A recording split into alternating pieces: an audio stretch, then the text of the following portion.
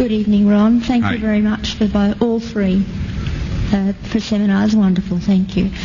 My question is that you said that you had the blood of our Lord examined by the Israelis. That's correct. What was their determination of that?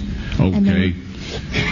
Now, we won't be able to take second questions. I'm sorry if you're on your second one, please just step out. I love you, but we're running out of time. Real quickly, okay. Dried blood is dead blood. Everybody knows that, all right? They can test the blood of the pharaohs, the mummies of the pharaohs, all right? There's certain things they can do. They cannot get a chromosome count by any method I'm familiar with, all right? Things keep changing. I don't profess to know everything. However, there's no way I know that you can get a chromosome count out of dead blood. You can get a DNA and some other things, but not a chromosome count, all right? That's done by living white blood cells.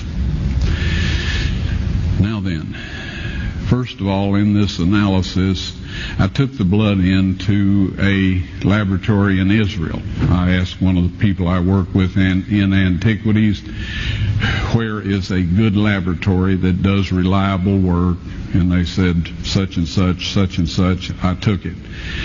I just said, please examine this blood and tell me what you can tell me about it.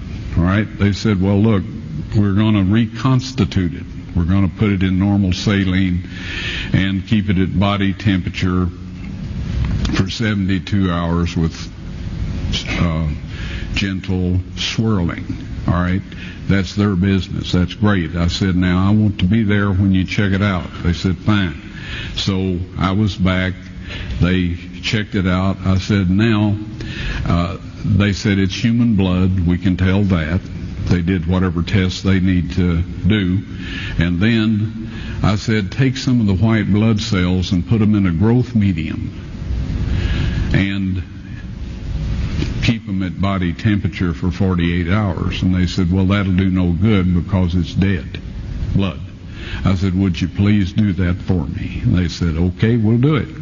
So anyway, I said, I want to be there when you take it out and examine it. So I was back there. They took it out, examined it under a microscope, and the one technician called the other one over there, and then they called the boss over there, and they were talking Hebrew a mile a minute there for a little bit, and they looked at me and they said, Mr. Wyatt, this human blood only has 24 chromosomes in it. Everybody else has 46. You see, 23 from your mother, 23 from your father, 22 autosomes from your mother, 22 autosomes from your father. You get an X from your mother, you may get an X or a Y from your father, all right? This blood had 23 chromosomes from the mother's side, one Y chromosome only. You see, the child could not have developed if they hadn't had the autosomes from the mother.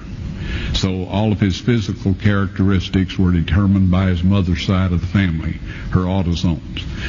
His maleness was determined by this one Y that came from a source, not a human male. Then they said, this blood is alive. And then they said, whose blood is this?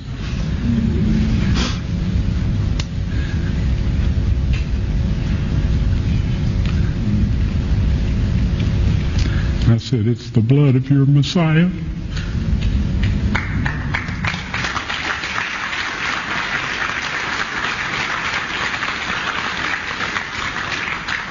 And I assure you, those men's lives have changed. You're welcome.